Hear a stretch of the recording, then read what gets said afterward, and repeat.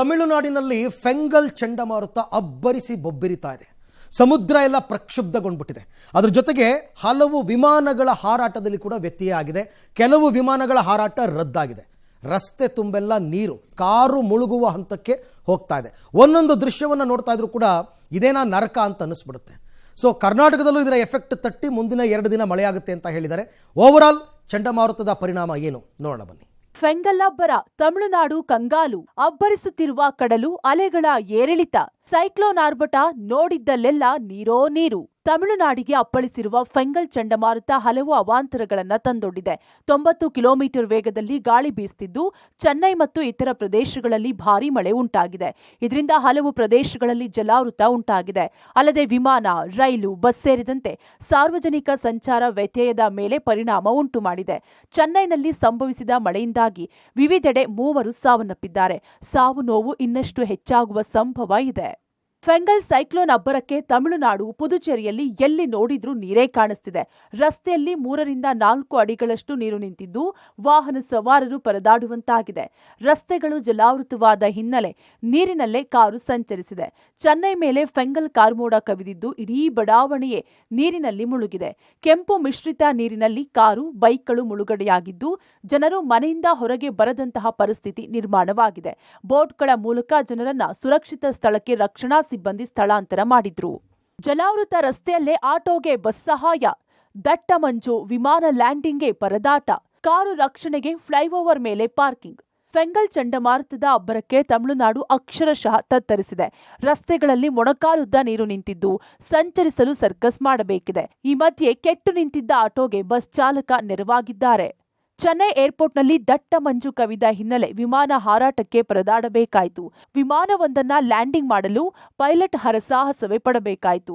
ಕೊನೆಗೂ ಲ್ಯಾಂಡಿಂಗ್ ಮಾಡುವಲ್ಲೇ ಯಶಸ್ವಿಯಾದ್ರು. ವಿಮಾನ ವಿಳಂಬ ಹಿನ್ನೆಲೆ ಚೆನ್ನೈ ಏರ್ಪೋರ್ಟ್ನಲ್ಲಿ ಜನಸಾಗರವೇ ತುಂಬಿತ್ತು. ಹೀಗಾಗಿ ನಿನ್ನೆ ರಾತ್ರಿ 10ಕ್ಕೂ ಹೆಚ್ಚು ದೇಶೀಯ ಮತ್ತು ಅಂತಾರಾಷ್ಟ್ರೀಯ ವಿಮಾನಗಳನ್ನು ಬೆಂಗಳೂರಿಗೆ ಡೈವರ್ಟ್ ಮಾಡಲಾಗಿದ್ದು ಬೆಂಗಳೂರಿನಿಂದ ಚೆನ್ನೈಗೆ ತೆರಳಬೇಕಿದ್ದ ವಿಮಾನಗಳ ಹಾರಾಟದಲ್ಲೂ ವ್ಯತ್ಯಯ ಉಂಟಾಗಿತ್ತು. ಇನ್ನು ಫೆಂಗಲ್ ಚಂಡಮಾರುತ ಅಬ್ಬರದಿಂದ ಬಚಾವಾಗಲು ಚೆನ್ನೈನ ಟಿ ನಗರದ ನಿವಾಸಿಗಳು ತಮ್ಮ ಕಾರುಗಳನ್ನು ಫ್ಲೈಓವರ್ಗಳ ಮೇಲೆ ನಿಲ್ಲಿಸಿದ್ದಾರೆ. ಮಳೆ ನೀರು ನುಗ್ಗಿ ಕಾರುಗಳು ಹಾಳಾಗುತ್ತವೆ ಎಂದು ಜಿಎನ್ ಚೆಟ್ಟಿ ರೋಡ್ ಫ್ಲೈಓವರ್ ಮೇಲೆ ಪಾರ್ಕಿಂಗ್ ಮಾಡಿದ್ದಾರೆ. ಚಂಡಮಾರುತದಿಂದಾಗಿ ಸಮುದ್ರ ಪ್ರಕ್ಷುಬ್ಧಗೊಂಡಿದ್ದು ಮರೀನಾ ಬೀಚ್ನಲ್ಲಿ ಪ್ರವಾಹ ಸೃಷ್ಟಿಯಾಗಿದೆ. ಸಮುದ್ರದಲ್ಲಿ ಅಲ್ಲೋಲ ಕಲ್ಲೋಲವಾಗಿದ್ದು ಅಲೆಗಳು ಅಬ್ಬರಿಸುತ್ತಿದೆ. ಮನೆ, ಅಂಗಡಿಗಳಿಗೆ ನೀರು ನುಗ್ಗಿದೆ. ಎಲ್ಲಿ ನೋಡಿದ್ರೂ ನೀರೇ ಕಾಣಿಸುತ್ತಿದ್ದು ಜಲ ದಿಗ್ಬಂಧನದಿಂದಾಗಿ ಜನರಿಗೆ ಯಾವ ಕಡೆ ಹೋಗೋದು ಎನ್ನೋದೇ ತಿಳಿಯದಂತಾಗಿದೆ. ಮಳೆಯ ಅವಾಂತರದಿಂದ ಹಲವೆಡೆ ಪ್ರವಾಹ ಪರಿಸ್ಥಿತಿ ಉಂಟಾಗಿದೆ.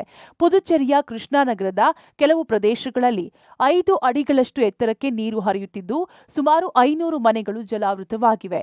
ಇದರಿಂದ ಎನ್ಡಿಆರ್ಎಫ್ ಹಾಗೂ ಸ್ಥಳೀಯ ರಕ್ಷಣಾ ಪಡೆಗಳೊಂದಿಗೆ ಭಾರತೀಯ ಸೇನೆ ಬೀಡು ಬಿಟ್ಟಿದ್ದು ರಕ್ಷಣಾ ಕಾರ್ಯದಲ್ಲಿ ತೊಡಗಿವೆ. ಈವರೆಗೆ ಭಾರತೀಯ ಸೇನೆ 100ಕ್ಕೂ ಹೆಚ್ಚು ಜನರನ್ನ ರಕ್ಷಣೆ ಮಾಡಿದೆ. ಇನ್ನು ಚೆನ್ನೈನ ಫೆಂಗಲ್ ಅವಾಂತರ ಡ್ರೋನ್ ಕಣ್ಣಲ್ಲಿ ಸೆರೆಯಾಗಿದೆ. ಪಾಂಡಿಚೇರಿ, ಚೆನ್ನೈ, ಚೆಂಗಲ್ಪಟ್ಟು, ವಿಲ್ಲುಪುರಂ, ತಿರುವಣ್ಣಮಲೈ, ತಿರುವಳ್ಳೂರ್, ಕಾಂಚೀಪುರಂ, ಕುಡ್ಲೂರು ಜಿಲ್ಲೆಗಳಲ್ಲಿ ಭಾರೀ ಮಳೆಯಾಗಿದೆ. ಕೆಲ ಪ್ರದೇಶಗಳಲ್ಲಿ ಈ ಜಿಲ್ಲೆಗಳ ಹಲವೆಡೆ ಮಳೆಯ ಪ್ರಮಾಣ 100 ಮಿಲಿಮೀಟರ್ ದಾಟಿದೆ. ಫೆಂಗಲ್ ಎಫೆಕ್ಟ್, ಬೆಂಗಳೂರಲ್ಲಿ ಜಿಟಿ ಮಳೆ. ಇಂದು ನಾಳೆ ಮಳೆ ಮುನ್ಸೂಚನೆ. ಫೆಂಗಲ್ ಚಂಡಮಾರುತದ ಅಬ್ಬರ ಬೆಂಗಳೂರಿನ ಮೇಲೂ ಪರಿಣಾಮ ಬೀರಿದ್ದು ಬೆಳಗ್ಗಿನಿಂದಲೇ ನಗರದ ಬಹುತೇಕ ಕಡೆ ಮಳೆಯ ಸಿಂಚನವಾಯಿತು. ವೀಕೆಂಡ್ ಮೂಡ್ನಲ್ಲಿದ್ದವರಿಗೆ ಮಳೆ ಟೆನ್ಷನ್ ಕಾಡಿದ್ದು ಸುಳ್ಳಲ್ಲ. ಇನ್ನು ಹವಾಮಾನ ಇಲಾಖೆ ಇಂದು ಮತ್ತು ನಾಳೆ ನಗರದಲ್ಲಿ ಮಳೆ ಮುನ್ಸೂಚನೆ ನೀಡಿದ್ದು ರಾಜ್ಯದ ಹಲವು ಜಿಲ್ಲೆಗಳಲ್ಲಿ ತಾಪಮಾನ ಕುಸಿತವಾಗಿದೆ.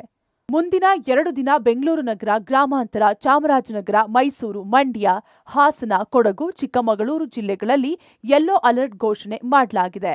ಇನ್ನು ಜಿಟಿ ಮಳೆ ಜೊತೆ ತೀವ್ರ ಚಳಿಯಿಂದಾಗಿ ಜನರು ಮನೆಯಿಂದ ಹೊರಬರಲು ಮನಸ್ಸು ಮಾಡ್ತಿಲ್ಲ. ಹೀಗಾಗಿ ರಸ್ತೆಗಳೆಲ್ಲ ಖಾಲಿ ಹೊಡೆಯುತ್ತಿದ್ದು ಲಾಲ್ಬಾಗ್ನಲ್ಲಿ ವಾಯು ವಿಹಾರಿಗಳ ಸಂಖ್ಯೆ ವಿರಳವಾಗಿತ್ತು. ಫೆಂಗಲ್ ಚಂಡಮಾರುತದ ಎಫೆಕ್ಟು ಸಿಲಿಕಾನ್ ಸಿಟಿಯ ಮೇಲೆ ದೊಡ್ಡ ಮಟ್ಟದಲ್ಲಿ ಆಗುತ್ತೆ ಅಂತ ಒಂದು ಮುನ್ನೆಚ್ಚರಿಕೆಯನ್ನು ಈಗಾಗಲೇ ಹವಾಮಾನ ಇಲಾಖೆ ನೀಡಿದೆ. ಈ ನಿಟ್ಟಿನಲ್ಲಿ ಬೆಳ್ಳಂಬೆಳಗ್ಗೆ ಬೆಂಗಳೂರಲ್ಲೂ ಸಹ ಇವತ್ತು ತುಂತುರು ಮಳೆ ಆಗಿರುವಂಥದ್ದು.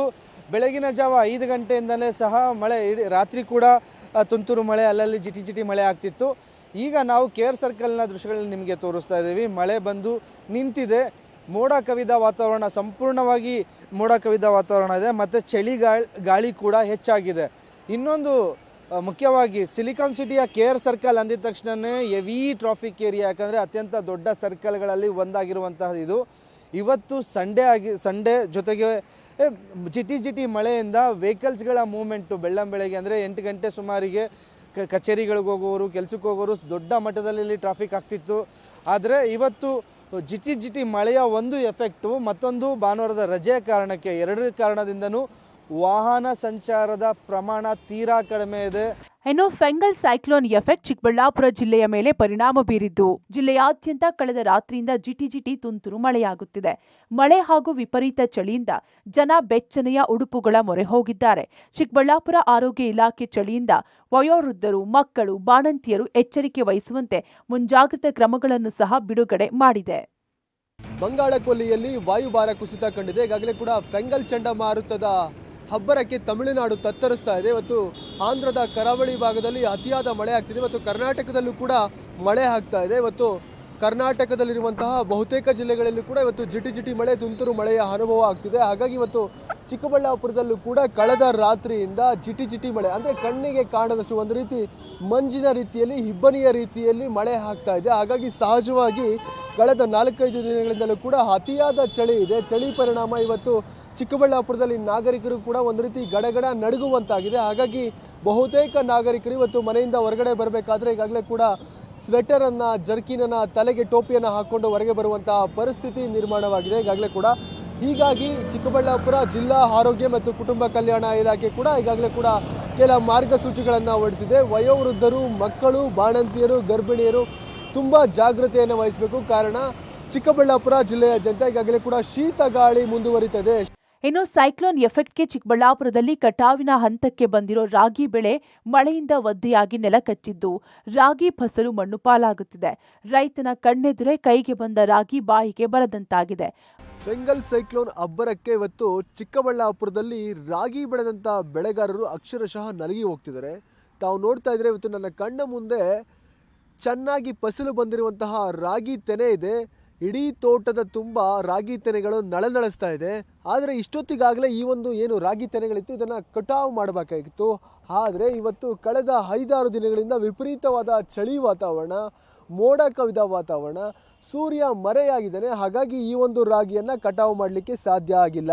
ಈಗ ಫೆಂಗಲ್ ಸೈಕ್ಲೋನ್ ಎಫೆಕ್ಟ್ ಏನಿದೆ ಅದರಿಂದ ಕಳೆದ ರಾತ್ರಿಯಿಂದ ನಿರಂತರವಾಗಿ ಜಿಟಿಯಾದಂಥ ಮಳೆ ಆಗ್ತಿದೆ. ಹಾಗಾಗಿ ಇಡೀ ರಾಗಿ ಹೊಲ ಏನಿದೆ ಅದು ಮಕಾಡೆ ಮಲಗಿದೆ.